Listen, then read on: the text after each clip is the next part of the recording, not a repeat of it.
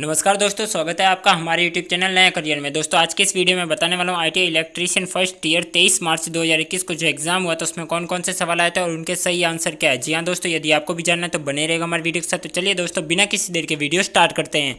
दोस्तों यदि आप हमारे चैनल पर पहली बार आए हैं और अभी तक आपने हमारे चैनल को सब्सक्राइब नहीं किया तो कृपया करके चैनल को सब्सक्राइब कर लीजिए और बेल आइकन को प्रेस करना बिल्कुल मत भूलिएगा। जैसा कि आप देख सकते हैं पहला क्वेश्चन यहाँ पर दिया गया है, बैटरी में आवेश के समय हाइड्रोमीटर का क्या उद्देश्य होता है। इसके लिए आपको 4 ऑप्शन दिए गए। चारों में पहला ऑप्शन दिया गया है आपको AH क्षमता निर्धारित करने हेतु, दूसरा ऑप्शन दिया गया है आपको बैटरी वोल्टेज स्तर निकालने हेतु, तीसरा ऑप्शन दिया गया है बैटरी का निरावेशित स्तर निकालने हेतु और चौथा ऑप्शन दिया गया है विद्युत अपघट्य का विशिष्ट गुरुत्व निर्धारित करने में।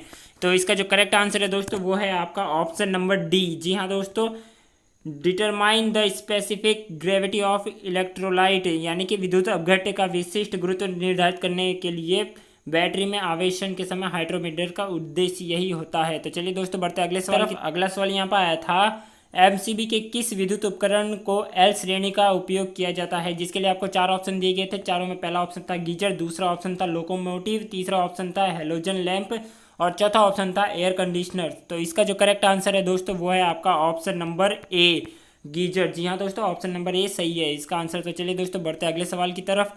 अगला सवाल यहाँ पर आया था, समतल सतह में प्रकाश के प्रवाह को कौन सा शब्द संदर्भित करता है। इसके लिए 4 ऑप्शन थे। पहला ऑप्शन था आपका लुमेन, दूसरा था इल्यूमिनेशन, तीसरा ऑप्शन था चमकदार प्रवाह, चौथा ऑप्शन था चमकदार तीव्रता। इसका जो करेक्ट आंसर है दोस्तों वो है आपका ऑप्शन नंबर बी, इल्यूमिनेशन।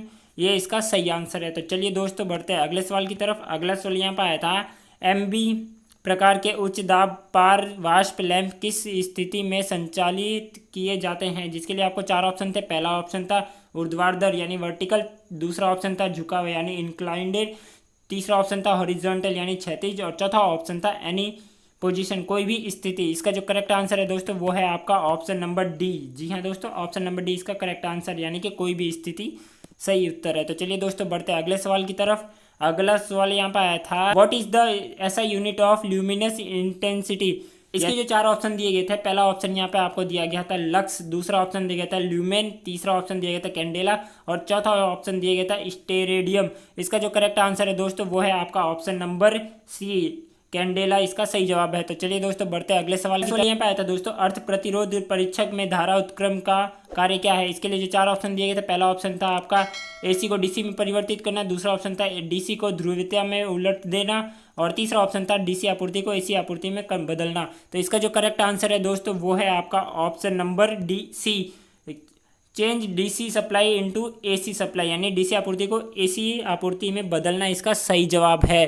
तो चलिए दोस्तों बढ़ते अगले सवाल की तरफ। अगले सवाल पर बढ़ने से पहले बताना चाहूँगा, यदि आपने वीडियो को अभी तक एक लाइक नहीं किया है तो जल्दी से एक लाइक कर दीजिए। चलिए दोस्तों बढ़ते अगले सवाल की तरफ। अगला सवाल यहाँ पर आया था दोस्तों, फ्लोरोसेंट ट्यूब लैंप में टंगस्टन इलेक्ट्रोड को किस पदार्थ से लेपित किया जाता है। जिसके लिए 4 ऑप्शन थे। पहला ऑप्शन यहाँ पर दिया गया था आपको सिल्वर ऑक्साइड, दूसरा ऑप्शन दिया गया था फॉस्फोरस पाउडर, तीसरा ऑप्शन दिया गया था फ्लोरोसेंट ट्यूब और फ्लोरोसेंट पाउडर और चौथा ऑप्शन दिया गया था बेरियम तथा स्ट्रोशियम ऑक्साइड। इसका जो करेक्ट आंसर है दोस्तों वो है आपका option number D, barium and strontium oxide, ये इसका सही जवाब है। तो चलिए दोस्तों बढ़ते हैं अगले सवाल की तरफ। अगला सवाल यहाँ पर आया था, BIS के अनुसार एकल चरण घरेलू वायरिंग में तांबा अर्थ निरंतर कंडक्ट का न्यूनतम आकार क्या है। इसके लिए 4 ऑप्शन दिए गए थे। पहला ऑप्शन यहाँ पर दिया गया था आपको 3 स्क्वायर mm का, दूसरा ऑप्शन दिया गया था 3.5 स्क्वायर mm का और तीसरा ऑप्शन दिया गया था 2.5 स्क्वायर mm का और चौथा ऑप्शन दिया गया था 1.5 स्क्वायर mm का। तो इसका जो करेक्ट आंसर है दोस्तों वो है आपका option number D, 1.5 square mm इसका सही जवाब है। तो चलिए दोस्तों बढ़ते हैं अगले सवाल की तरफ। अगला सवाल यहाँ पर आया था, 300 वाट से ऊपर के लैंप के लिए किस प्रकार के लैंप धारक का उपयोग किया जाता है। जिसके लिए 4 ऑप्शन थे। पहला ऑप्शन था एडिसन स्क्रू होल्डर का, दूसरा ऑप्शन था गोलियत पेंच होल्डर का, तीसरा ऑप्शन था कोण होल्डर यानी एंगल होल्डर और चौथा ऑप्शन था ब्रैचहेड होल्डर। इसका जो करेक्ट आंसर है दोस्तों वो है आपका ऑप्शन नंबर बी, यानी कि गोलियत पेंच होल्डर इसका सही जवाब है। चलिए दोस्तों अब बढ़ते अगले सवाल की तरफ। अगला सवाल यहाँ पर आया था, पोर्टेबल उपकरण को संचालित करने के लिए किस प्रकार के सामान का उपयोग किया जाता है। इसके जो 4 ऑप्शन थे, 4 में से 2 ऑप्शन उपलब्ध है। इसका जो करेक्ट आंसर है दोस्तों वो है आपका ऑप्शन नंबर बी, यानी कि होल्डिंग एसेसरीज, पकड़ने योग्य सामान इसका सही जवाब है। तो चलिए दोस्तों बढ़ते हैं अगले सवाल की तरफ।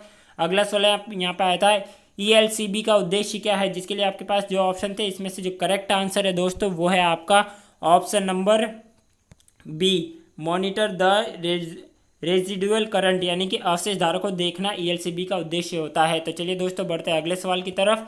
अगला सवाल यहाँ पर आया था, कंड्यूट को मोड़ने के लिए किस उपकरण का उपयोग किया जाता है, जिसके लिए आपको 4 ऑप्शन थे। पहला था हिकी, दूसरा था कपलर, तीसरा था पाइप वाइज, चौथा था बेंच वाइज। इसका जो करेक्ट आंसर है दोस्तों वो है आपका ऑप्शन नंबर ए, हिकी, इसका सही जवाब है। तो चलिए दोस्तों बढ़ते हैं अगले सवाल की तरफ। अगले सवाल में दोस्तों एक डायग्राम आया था, इस डायग्राम के बारे में पूछा गया था। इस सवाल था कि वायरिंग परिपथ में प्रयुक्त प्रतीक का नाम क्या है। जी हाँ दोस्तों, ये जो डायग्राम दिया गया है इसका नाम क्या है ये पूछा गया था। इसके लिए जो 4 ऑप्शन थे, पहला ऑप्शन था आपका लिंक, दूसरा ऑप्शन था फ्यूज, तीसरा ऑप्शन था पुल स्विच और चौथा ऑप्शन था प्लग और सॉकेट।